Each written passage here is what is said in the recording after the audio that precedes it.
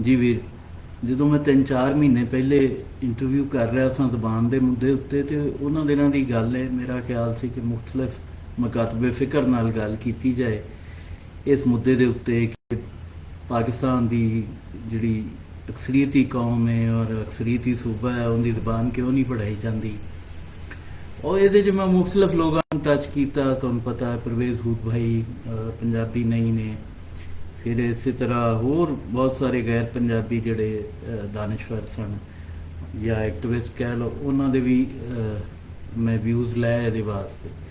ਇਸੇ ਸਿਲਸਿਲੇ 'ਚ ਮੇਰੇ ਜ਼ਿਹਨ 'ਚ ਇੱਕ ਦਿਨ ਗੱਲ ਆਈ ਕਿ ਮੈਂ ਜਬਰਾਨ ਨਾਸਰ ਜਾਂ ਤਾਹਿਰਾ ਅਬਦੁੱਲਾ ਵਗੈਰਾ ਨਾਲ ਵੀ, ਜਿਹੜੇ ਹਿਊਮਨ ਰਾਈਟ ਐਕਟਿਵਿਸਟ ਨੇ ਜਾਂ ਸਿਵਲ ਰਾਈਟ ਐਕਟਿਵਿਸਟ ਨੇ, ਉਹਨਾਂ ਨਾਲ ਵੀ ਗੱਲ ਕਰਾਂ, ਉਹਨਾਂ ਨੂੰ ਵੀ ਕਾਇਲ ਕਰਾਂ ਕਿ ਕਮ ਸੇ ਕਮ ਇਹਦੇ 'ਤੇ ਗੱਲ ਕਰਨ, ਇੱਕ ਮੁਕਾਲਮਾ ਜਿਹੜਾ ਹੈ, ਇੱਕ ਇਸ਼ੂ ਜਿਹੜਾ ਹੈ ਉਹ ਮੇਨ ਸਟ੍ਰੀਮ ਹੋ ਸਕੇ।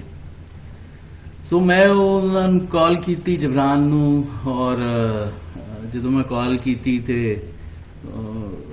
ਇੱਕ ਬੜੀ ਲੰਬੀ ਚੌੜੀ ਗੁਫ਼ਤਗੂ ਹੋਈ। ਪਹਿਲੇ ਤਾਂ ਕੋਈ ਅੱਧਾ ਘੰਟਾ ਉਹਨੇ ਮੇਰਾ ਇੰਟਰਵਿਊ ਆਪ ਕੀਤਾ।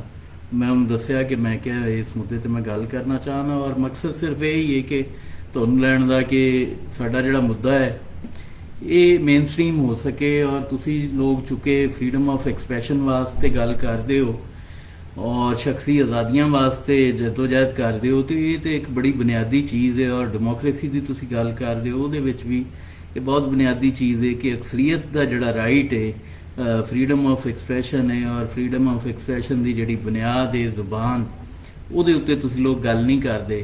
ਤੇ ਮੈਂ ਚਾਹੁੰਦਾ ਕਿ ਤੁਸੀਂ ਉਹਦੇ 'ਤੇ ਮੇਰੇ ਨਾਲ ਗੱਲ ਕਰੋ। ਤੇ ਮੈਨੂੰ ਕਹਿਣ ਲੱਗਾ ਕਿ तो अच्छा, तो फिर पंजाबी अगर आप पढ़ानी शुरू कर देंगे तो उर्दू कहाँ जाएगी। तो मैं कहा भाई, उर्दू जो है वो वफाक पाकिस्तान की ज़ुबान है, तो हम ये तो नहीं कह रहे कि आप वफाक पाकिस्तान नहीं जी, वो कौमी ज़ुबान। मैंने कहा वो तो एक डिबेटेबल इशू है कि वो कौमी का आपने तर्जमा गलत किया हुआ है, लेकिन मैं ये कह रहा हूँ कि वफाक पाकिस्तान की ज़ुबान है। हम उसके स्टेटस को नहीं छेड़ना चाहते, हम सिर्फ ये चाहते हैं कि आप इस मौजू के ऊपर बात करें और प्रोविंशियल लेवल पे इसको पंजाब की कौमी ज़ुबान तस्लीम किया जाए और स्कूलों में पढ़ाया जाए। सो ਉਹਦੇ ਉੱਤੇ ਉਹਨਾਂ ਦਾ ਸੀ कि जी अच्छा, इसमें तो फिर पंजाब में तो और बहुत सी ज़ुबानें हैं, वहाँ तो सराइकी भी मुतालबा करते हैं। मैं कि जी सराइकी के ऊपर भी हमारा एक असूली सा इख्तलाफ है। सराइकी भाई, जो भाई अपने आप को पंजाबी जो हैं वो सराइकी कहते हैं, तो उस पर एक असूली सा इख्तलाफ हमारा ये है कि हम ये कहते हैं कि मुल्तानी, डेरवी, रियासती, ये थलोची वगैरह, ये जितने भी हैं ये पंजाबी के डायलेक्ट्स हैं। तो मैं इस पे भी आपसे नहीं बात करता। मैं तो ये कहता हूँ कि चलो फॉर द टाइम बीइंग, अगर मैं ये आपका ये उज़र मान भी लूँ, तब भी आप सिंध में रहते हो, तो सिंध में तो सिंधी पढ़ाई जाती है। क्या सिंध में दूसरी ज़ुबानें नहीं हैं? सराइकी का लफ्ज़ जो है ये तो बुनियादी तौर पे सिंध से आया, और सिंध में ही इसको सराइकी बोलते हैं। हमारे यहाँ तो इन लहजों के बाकायदा नाम है और बड़े एंशंट हिस्ट्री से ये नाम चले आ रहे हैं। बड़े मारूफ नाम हैं कि मुल्तानी है, रियासती है, ये डायलेक्ट्स के अपने नाम हैं। तो आपके यहाँ थरी जो है वो एक अलहदा ज़ुबान है। वहाँ पे ऊपर नगर पार्कर की तरफ चले जाएँ तो पारकरी, उससे भी फ़र्क हो जाती है। फिर थर के लोग जब सिंध में आते हैं तो वो वाकई मकामी लोग खुद कहते हैं कि जी हम सिंध जा रहे हैं। जब वो थर से निकलते हैं तो वो कहते हैं हम सिंध जा रहे हैं। इसी तरह से कराची में उर्दू स्पीकिंग बैठे हुए हैं, तो ज़ाहिर है ये भी एक मुख्तलिफ ज़ुबान है, सिंधी के से अलग है। लेकिन आप लोगों ने तो बड़ा क्लेवरली ये सेटल कर लिया डिस्प्यूट के जी कराची के अंदर जो है सरकारी स्कूल है, उनमें आप उर्दू पढ़ाएंगे, और इंटीरियर सिंध में ओवरऑल जहाँ पे चाहे वहाँ पे थरी बोली जाती है या वहाँ पे सराइकी बोली जाती है, तो वहाँ पे आप ओवरऑल सिंधी ही पढ़ाएंगे। स्कूलों में मीडियम सिंधी ही होगा, और सरकारी दफ्तरी ज़ुबान भी वहाँ पे, अदालतों की भी, FIR भी उसी में कटेगी, सब कुछ उसी में होगा। तो वहाँ आप सिंधी है, और ये कामयाबी से तरीका एक चल रहा है वहाँ पे। तो पंजाब में अगर ऐसा हो जाता है तो क्या हर्ज है।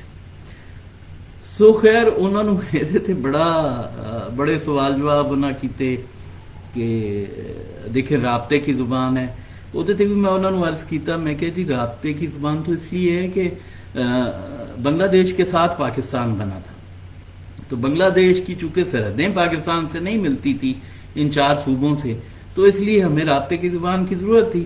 71 में सकूत ढाका के बाद जब ये अलहदा हो गया तो उस वक़्त तो किसी राब्ते की ज़ुबान की ज़रूरत नहीं रही, क्योंकि ये कौमें तो हज़ारों साल से एक दूसरे के साथ रहती चली आ रही हैं, तो इनको तो राब्ते की ज़ुबान की ज़रूरत नहीं थी। ये ज़ाहिर है उर्दू के आने से पहले भी आपस में कम्युनिकेट करती थी और उर्दू के बगैर भी करती थी, तो ये राब्ते की ज़ुबान का जो उज़र है ये भी 1971 तक ही माना जा सकता है, सकूत ढाका तक ही। उसके बाद जो पाकिस्तान वजूद में आया वो बुनियादी तौर पे 47 वाला पाकिस्तान नहीं था, वो एक अलग पाकिस्तान था।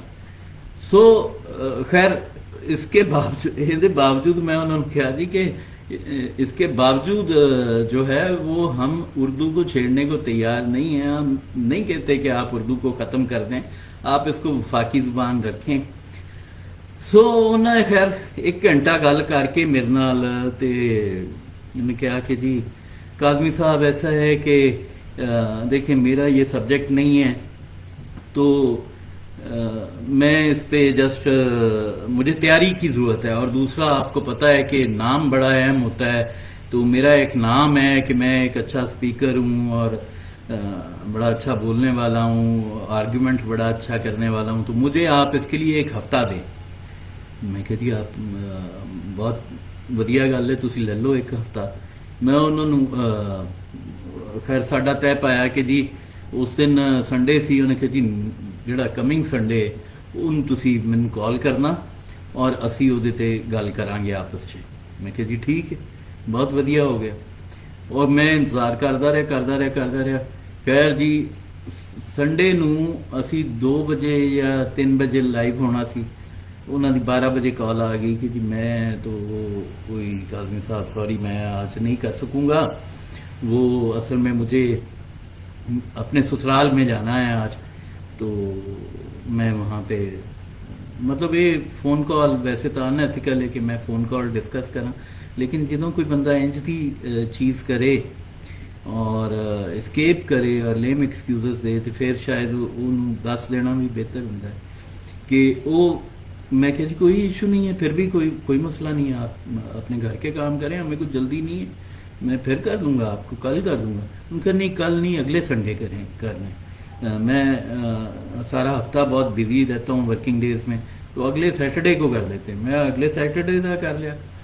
अगले सैटरडे रात 10 बजे का तय होया, और वो जनाब 10 बजे जो मैं फ़ोन किया तो उन्होंने काज़मी साहब मैं आज नहीं कर पाऊँगा जी, मंडे को कर देते हैं। मैं क्या कोई बात नहीं, आप मंडे को कर लेते हैं। मैं तो बड़ा साबर शाकर हो के रिक्वेस्ट करना, तो वो मंडे ਨੂੰ ਵੀ ਜਦੋਂ ਮੈਂ ਕੀਤਾ ਤੇ ਉਹਨਾਂ ਦਾ ਇਹ ਸੀ ਕਿ जी मेरी अभी तैयारी नहीं है और ये सैटरडे को फिर करते हैं। खैर ਜਦੋਂ ਤੀਜੇ ਹਫਤੇ फ़ोन किया, फ़ोन की करना सी, ਤੀਜੇ ਹਫਤੇ ਉਹਨਾਂ फ़ोन सुनिया ही नहीं। ਹੁਣ ਇਹ ਹਾਲਤ ਇੱਥੇ ਐਕਟਿਵਿਸਟ ਦੀ ਮੈਂ ਉਹਨਾਂ ਨੂੰ ਬੜਾ ਵਾਜ਼ਿਹ ਤੌਰ ਤੇ ਕਿਹਾ ਕਿ ਯਾਰ ਤੁਸੀਂ ਫਰੀडम ਆਫ ਐਕਸਪ੍ਰੈਸ਼ਨ ਦੀ ਗੱਲ ਕਰਦੇ ਹੋ, ਤੁਸੀਂ ਫਰੀडम ਆਫ ਸਪੀਚ ਦੀ ਗੱਲ ਕਰਦੇ ਹੋ, ਔਰ ਬੜਾ ਆਪਣੇ ਆਪ ਨੂੰ ਹੀਰੋ ਪੋਰਟਰੇ ਕਰਕੇ ਸੋਸਾਇਟੀ ਦੇ ਵਿੱਚ ਸਿਵਲ ਸੋਸਾਇਟੀ ਦੇ ਨਾਲ ਖੜੇ ਹੋ ਕੇ ਗੱਲ ਕਰਦੇ ਹੋ। ਇਹ ਬੁਨਿਆਦੀ ਇਸ਼ੂ ਹੈ ਜਿਹੜਾ 47 ਤੋਂ ਚੱਲਿਆ ਆ ਰਿਹਾ, ਤੁਸੀਂ ਇਹਦੇ 'ਤੇ ਕਿਉਂ ਨਹੀਂ ਗੱਲ ਕਰਦੇ? ਤੁਸੀਂ ਹਿਊਮਨ ਰਾਈਟਸ ਦੀ ਗੱਲ ਕਰਦੇ ਹੋ, ਤੁਸੀਂ ਸਿਵਲ ਰਾਈਟਸ ਦੀ ਗੱਲ ਕਰਦੇ ਹੋ। ਇਹ ਜ਼ੁਬਾਨ ਬੜਾ ਬੁਨਿਆਦੀ ਇਸ਼ੂ ਹੈ। ਇੱਕ ਆਦਮੀ ਜਿਹਨੂੰ ਜ਼ੁਬਾਨ ਆਉਂਦੀ ਨਹੀਂ, ਤੁਹਾਡੀ ਜ਼ੁਬਾਨ ਉਰਦੂ ਹੈ, ਉਹਨੂੰ ਨਹੀਂ ਆਉਂਦੀ, ਤੇ ਉਹ ਕਿਸ ਤਰ੍ਹਾਂ ਮਤਲਬ ਆਪਣਾ ਐਕਸਪ੍ਰੈਸ਼ਨ ਦੇ ਸਕਦਾ ਹੈ, ਕਿਸ ਤਰ੍ਹਾਂ ਆਪਣਾ ਦੁੱਖ ਦਰਦ ਦਾ ਇਜ਼ਹਾਰ ਕਰ ਸਕਦਾ ਹੈ? ਤੇ ਤੁਸੀਂ ਉਹਨੂੰ ਇਹ ਬਹੁਤ ਵੱਡਾ ਇੱਕ ਜਬਰ ਹੈ, ਬੁਨਿਆਦੀ ਤਰੀਨ ਸਤ੍ਹਾ ਤੇ ਜਬਰ ਹੈ ਫਰੀडम ਆਫ ਐਕਸਪ੍ਰੈਸ਼ਨ ਤੇ, ਕਿ ਤੁਸੀਂ ਕਿਸੇ ਕੌਮ ਦੀ ਜ਼ੁਬਾਨ ਨਾ ਪੜ੍ਹਾਓ।